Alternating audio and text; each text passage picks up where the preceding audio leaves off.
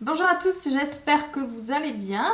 On se retrouve aujourd'hui pour une nouvelle vidéo. Je vous propose un petit tutoriel avec cette petite palette là.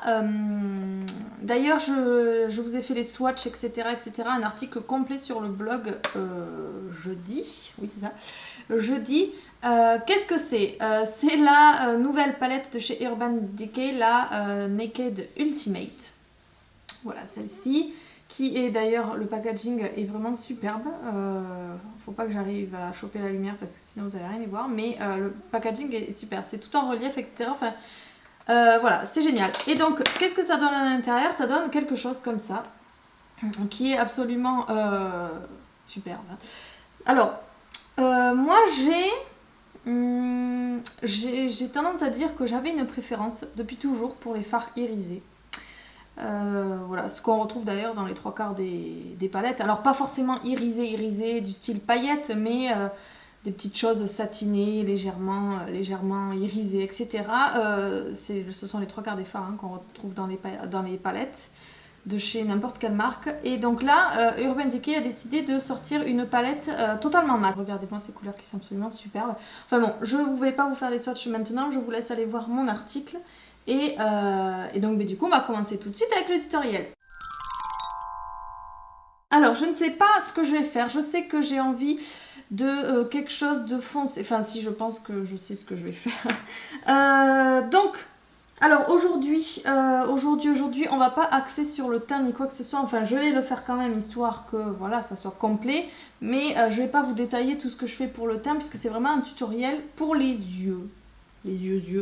Donc, on commence par quoi? J'ai envie de quelque chose de chargé, j'ai envie de quelque chose de très dessiné, de très marqué. Donc, on va commencer par l'allié de toujours, le rouleau de scotch. Alors, j'essaie de choper le bout, puisque comme les trois quarts des personnes, je ne fais pas de petites démarcations. Et donc, du coup, tous les matins, je cherche pendant 3 plombes. N'est-ce pas? Donc, une fois que vous avez votre bout de scotch, vous le tamponnez légèrement sur votre main pour enlever l'excédent de colle. Et on va pouvoir venir se le coller, faire une ligne droite entre le bout de votre coin externe et la pointe de vos sourcils. Voilà, maintenant qu'on est équipé, eh bien on va pouvoir commencer. Vous avez un petit pinceau qui est fourni avec. Un petit pinceau, oui, parce que cette palette n'est pas énorme en fait.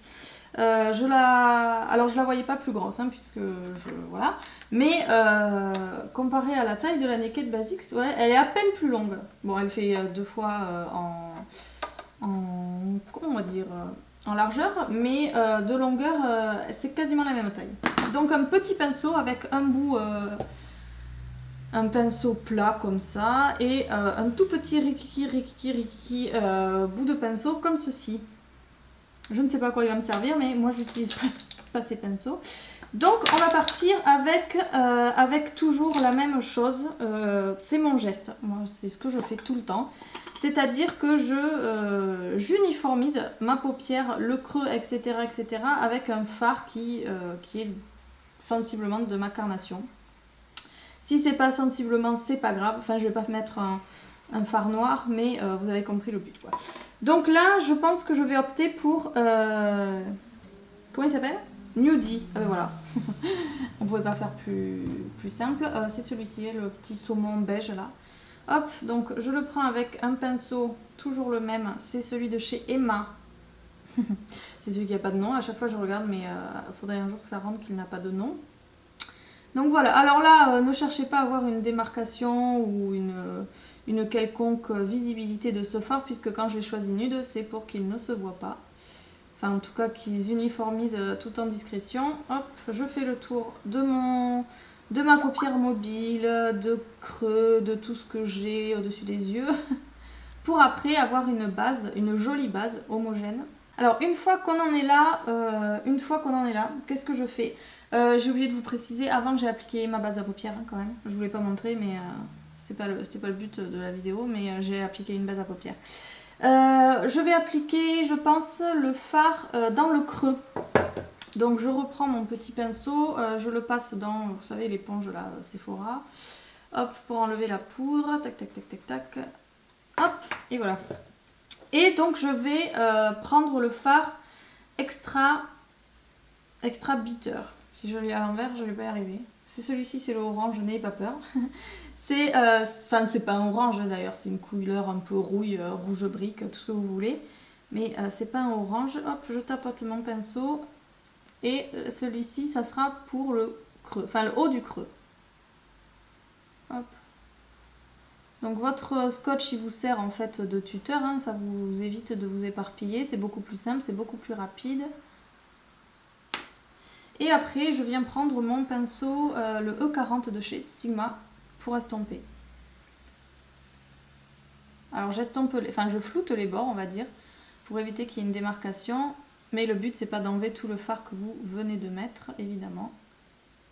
Ensuite, je vais venir appliquer le reste. C'est-à-dire que je vais prendre le fard Magnette, qui est le gris, juste ici, que je vais appliquer sur la paupière mobile.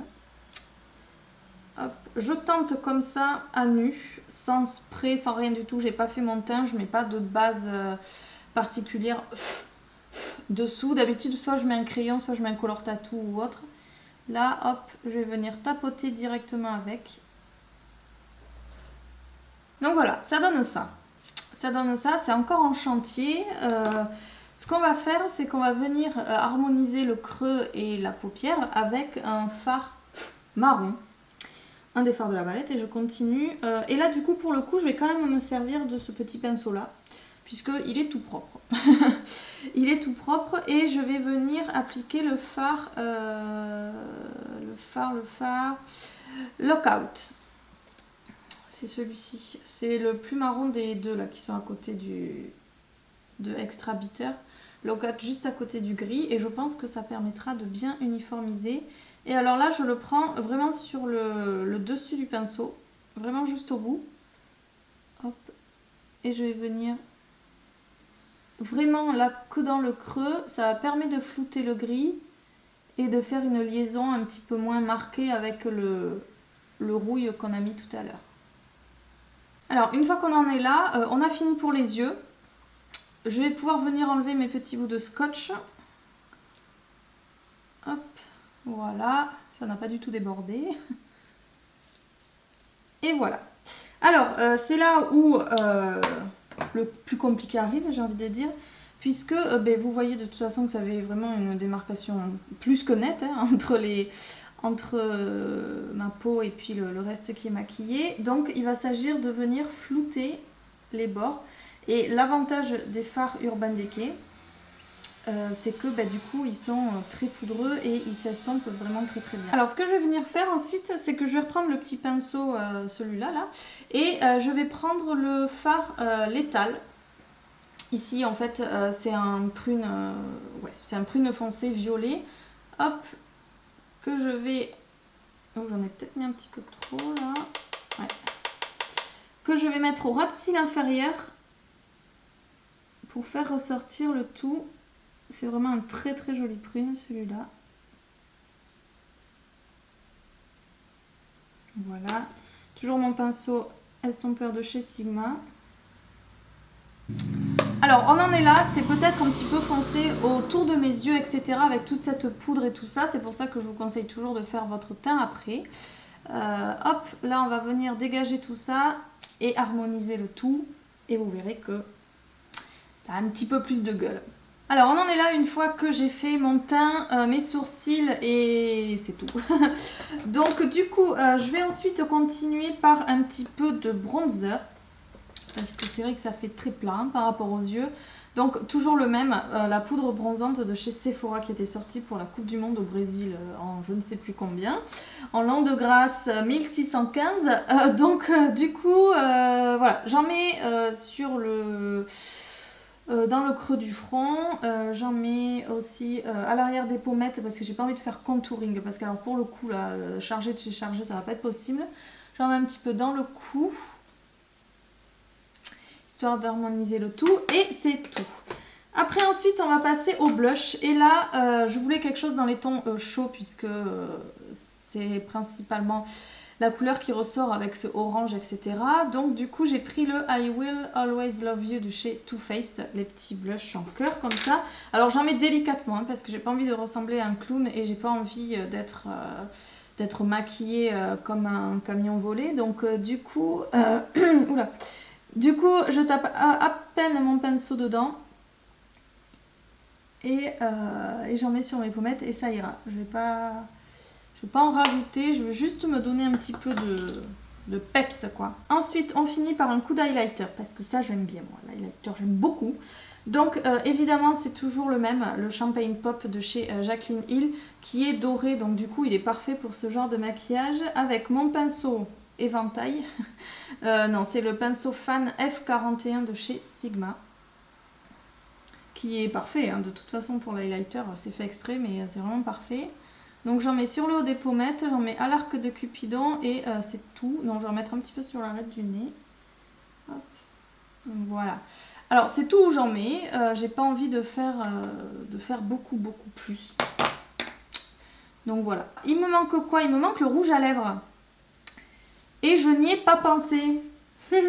Qu'est-ce que je vais mettre? Je vais mettre... Alors... Pas quelque chose de très chargé non plus. Là j'ai quoi? Là je vais avoir que des trucs. Parce que j'ai mon sac qui me sert pour la semaine. Hein. Et donc j'accumule les rouges à lèvres dedans au fur et à mesure des jours. Mais je pense que je ne vais rien avoir de très neutre. Ouais, ça c'est quoi? Ça c'est Captive, non. Ça c'est quoi? Ça c'est Audrey de Nars, non. Là j'ai quoi? Beeper. Oh tiens, Beeper de chez Colourpop. Et bien voilà, parfait. C'est un ultra mat lip.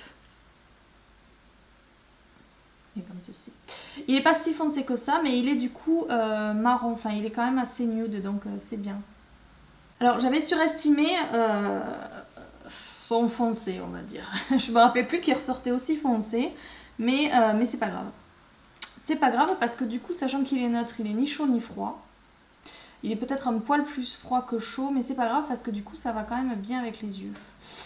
Je me regarde dans le retour écran. Ouais.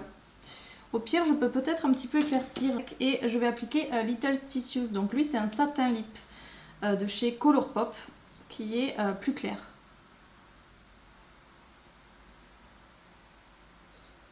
Ça va faire un ombre lips, hein.